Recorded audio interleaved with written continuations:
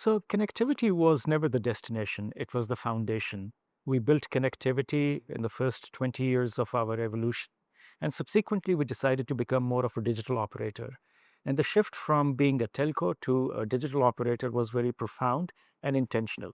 The next decade of our journey has been more about using that digital infrastructure as a layer to build digital services and products so that customers are not just confined to connectivity, they connect to get to a certain destination.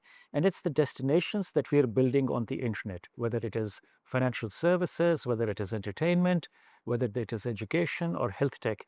And we are very proud to say that we are now serving more than 100 million customers across our different platforms to make sure that customers get a better life.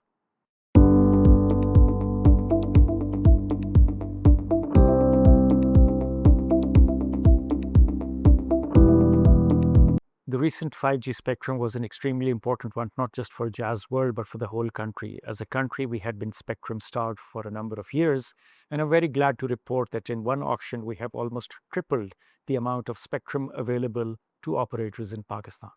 But customers don't look in terms of 4G and 5G. They look at whether their lives are going to become meaningfully better.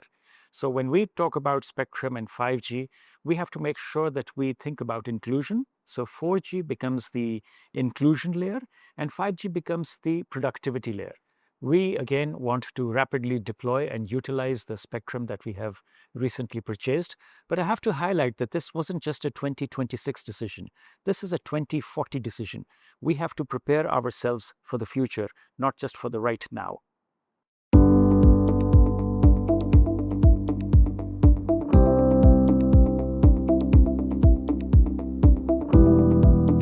So I think on a number of occasions I have said that smartphone is the remote control to our lives, and now equipped with spectrum and 5G and all the possibilities, it puts a huge responsibility on operators like JazzWorld to make sure that we provide a meaningfully better experience and a better life to our customers.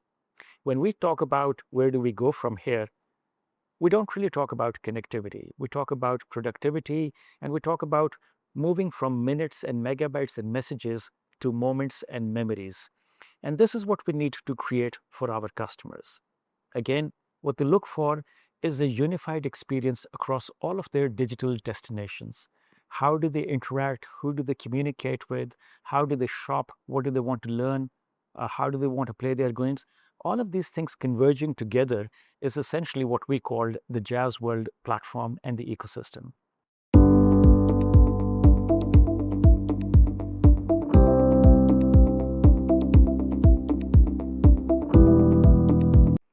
JazzCash is one of the most exciting companies in the country today, if not in the region. And the reason why I say that is because it is serving the unserved. JazzCash is to financial services what Jazz was to telecommunications 3 decades ago. Today, we issue more than 200,000 loans every single day, process close to 17% of Pakistan's GDP.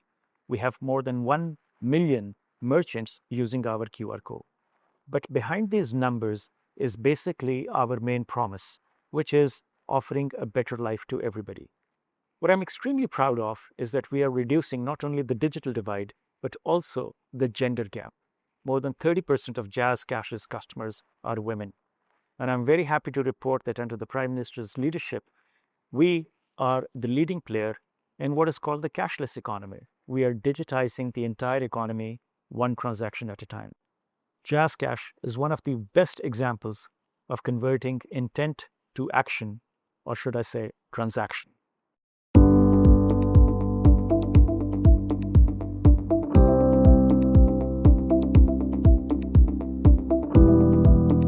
Technology only matters if it helps improve lives.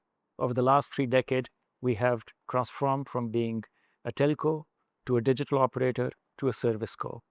The licenses that we hold, whether it's a banking license or a telecom license or an entertainment license, means nothing unless we meaningfully improve the life of our customers. So I think what matters at JazzWorld today is that our leadership, including myself, are deeply committed to what matters most to the customers. And that means that we're listening to them proactively. That means we're not only solving their problems for today, but we're also anticipating their needs for tomorrow.